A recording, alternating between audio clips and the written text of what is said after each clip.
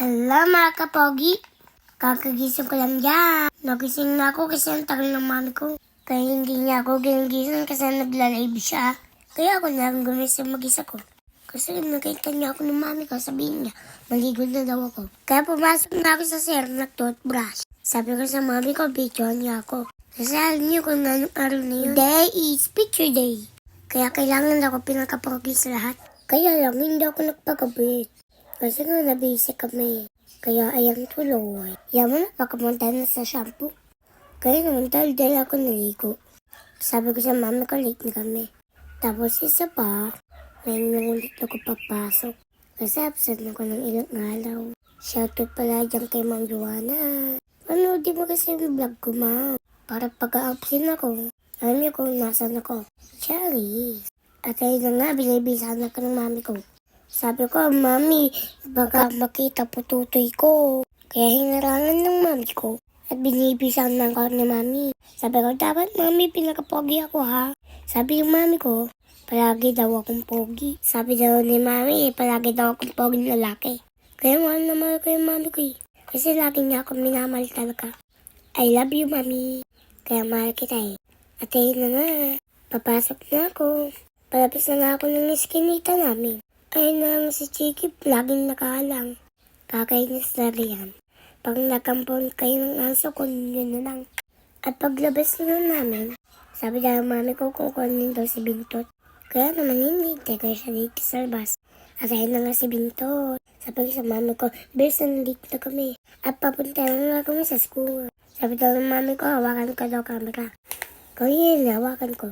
Punta na kami na sa school. O diba ang pogi ko? Puro nga lang ako sugat. Pero okay nga lang yan. Pogi pa na ako. Siyempre. At malapit na nga kami. Malapit lang pala school namin dito. Sa kabilang kanto lang. Pwede nyo lakarin. Pwede nyo lang takbuhin. At pwede rin kayo magsasakyan. Pero ako, kay Bintot pala ako nasasakay. Kasi kahit saan ako magpunta, palagi siyang kasama ko. Kaya mahal ko na ngayon eh. Dati nga nandito na kami. Lalo ko na naman classmate. Tapos late na naman ako. Ewan ko ba dito sa mami ko. Lagi na lang kami ni late. Ay naku mami. At isang blessing na naman nakuha namin. Gatas ng baka. Binigay nga pala namin yun sa school. Binigay sa akin yan. Kasi nga daw. Para sa akin daw yan. Kaya naman iniinom ko talaga siya. Tatlo pa talaga ito kasi isang lang iniinom ko. At yung isa nga sa mami ko. O sige mami, ikaw na. At ayun na nga, simulan ng pictorial. Pero sabi ko na daw mga babae. Kaya huli pa kami mga lalaki. Kaya nagantay pa rin ako ng matagal. Matagal na matagal. And this is it. Ako na. Ako lang to mga kapogi. Si Sign Grade.